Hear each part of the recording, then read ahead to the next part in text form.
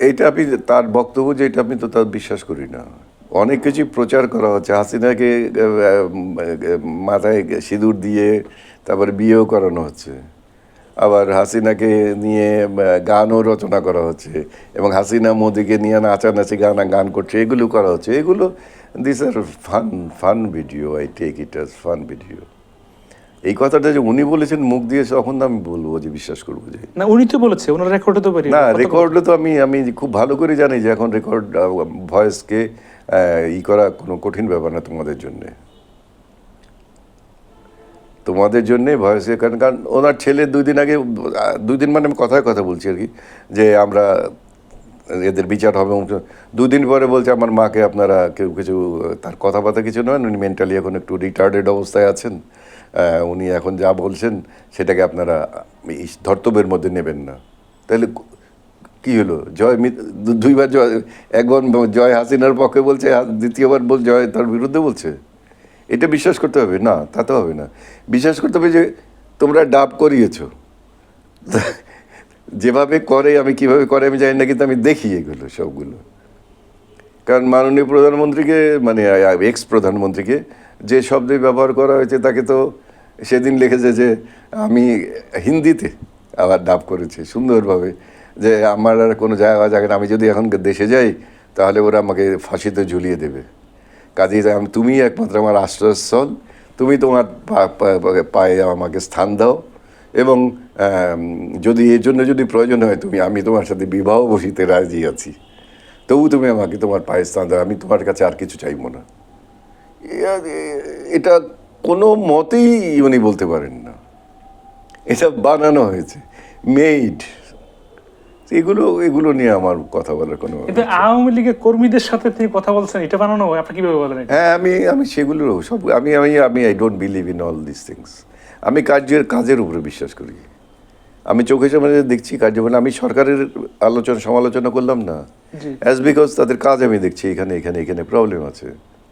আমি যখন দেখবো এখানে কাজের মধ্যে প্রবলেম, তখন আমি বলবো। হাসিনার যখন মানে এই নেত্রী যখন বলবে যে এই জায়গায় প্রবলেম আছে, তখন সার্টেনলি আমি বলবো। কিন্তু তাকে নিয়ে ফেসবুকে ট্রল কি হচ্ছে, সেগুলো নিয়ে তো কথা বলার কোনো জাস্টিফিকেশন আমি পাই না, অন্ততপক্ষে as a political leader. No. আচ্ছা, তাদেরকে সুযোগ দেওয়া হয়েছে কোথায়? যদি আমি উল্টো প্রশ্ন করি, তারা কি এখন প্রেস ক্লাবে আসতে পারবে?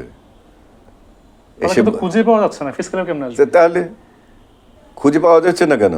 তোমরা লুকিয়ে রাখছো? তা তো না, ভয়ে। তো ভয় থাকলে তারা এটার অপোজে কথা বলবে কি করে, বা এটার সাপোর্টে কথা বলবে কি করে? না, ভারতে বলি সবাই যে দেয়নি, বেশিরভাগই, বেশিরভাগ গেছে, যেহেতু এটা পাশে। সর্বশেষ যে কমিটি ছিল, না না, যেটা পাশে ওইখানে যাওয়া তো সুবিধা। একটা বাড়ির এক পাশে এই অর্ধেক বাংলাদেশ, বাড়ির পাকঘর ভারতে। তো ভারত না গিয়ে কি লাভ দিয়ে এসে যাবে, সিঙ্গাপুর যাবে? প্রতিবেশীর কাছেই তো তোমার যেতে হবে। প্রতিবেশীদের যদি আবার পিটায় কারা, তারা আবার এই আমার রোহিঙ্গারা আসছে আমাদের এখানে কেন? আমরা রোহিঙ্গাদের কি আমরা ডেকে আনছি? অনেকটা ডেকে আনা হয়েছে নোবেল পাওয়ার জন্য। আরে না, এটা বাজে কথা, সম্পূর্ণ বাজে কথা। ওখানে মারামারি কাটাকাটি খুনাখুনি করছে, তার এখন যাওয়ার জায়গায় কোথায়? যে বাংলাদেশে যাই, আমরা বাংলাদেশে যাই আশ্রয় চাই। বাংলাদেশে আসছে আশ্রয়, উনি আশ্রয় দিয়েছেন, ভালো দিয়েছেন মন্দ দিয়েছেন, that is a different question. সেটা বিতর্ক অন্য সময় করা যাবে, কিন্তু আশ্রয় তো দিয়েছেন। কিন্তু রোহিঙ্গাদের বাড়ি এটা না, প্রতিবেশী আমরা, কাজেই আমাদের কাছেই তো তারা আসবে। তাদের অন্য কোনো জায়গায় তো তারা নাই। আর ভারত অল্প একটু প্রতিবেশী, সে জায়গায় তারা গেছে। আর একদিকে কারেন্ট আছে, আর একদিকে আরাকান আর্মি আছে, যে যেদিকে পারছে সে সেদিকে গেছে, জান নিয়ে পালাইছে। আমাদের দেশেও যারা যান, যে যতটুকু পারছে আগে পালাই গেছে। আর পরবর্তী পর্যায়ে যারা আছে তারা লুকিয়ে আছে, জীবনের ভয়ে লুকিয়ে আছে। তো হ্যাঁ, তাদের প্রেসিডেন্ট তারা একটা ঘোষণা করেছে, সেটাও অ্যাকসেপ্ট করা যাবে কিনা সেটা তো বলা যাবে না। যে আপাতত এই সরকার, প্রেসিডেন্ট হচ্ছে আব্দুল হামিদ এবং জেনারেল সেক্রেটারি হচ্ছে আইভি। এখন তারা তো এখন পর্যন্ত ওইটার মধ্যে ইয়েস করেনি। যদি করতো তাহলে হয়তো বলতে পারতাম যে হ্যাঁ আপনারা বলেন, অনুশোচনা করেন, বা যারা বলেন যে কারেক্ট করেছেন, যাই করছে আপনাদের বক্তব্যটা বলেন। কিন্তু ওরা তো সেই পরিবেশটা এখন পর্যন্ত হয়নি যখন তারা এসে বলবে। আর বলারই বা দরকার কি? ইলেকশন যখন হবে তখন তারা আসবে, তারা বলবে। পাবলিক যদি ভুলে যায়, মাফ করে দিয়ে যায়, তাদের ভোট দিবে, তারা আবার দেশ শাসন করবে। আবার পাবলিক যদি ভুলে না গিয়ে থাকে তাহলে তাদের রিজেক্ট করে দেবে, they will be rejected. So will have to wait up to election.